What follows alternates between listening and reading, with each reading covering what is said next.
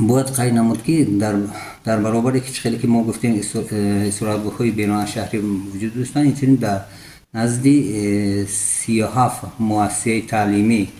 این هم 36 مؤسسه تعلیمی یعنی میدانچه‌های تندرستی سالمگردانی طبق قرار محترم رئیس فرا گرفته شدن کودکان نورسان و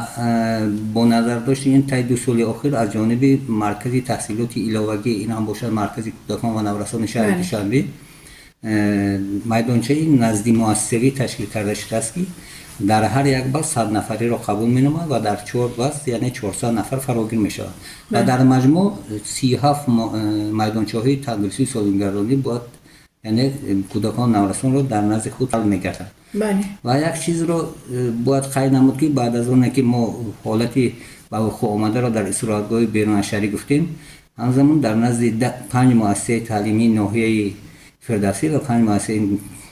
تعلیمی ناحیه سینان نیز میدانچه‌های تندرستی سالمگردانی به طریق الترناتیوی گشوده شد که در هر یک بس میدانچه‌های تندرستی سالمگردانی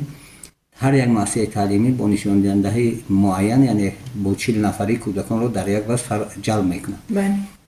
و در مجموع اگر ما خلاصه کرده بگوییم در مجموع میدانچه‌های تندرستی سالمگردانی 37 نفر که با 10 تا مؤسسه ما علاوه کنیم در مجموع 47 مؤسسه تعلیمی می شود که یعنی کودکان نورسان در میدانچه‌های یعنی نزدی مؤسسه‌ای فرا گرفته می شود.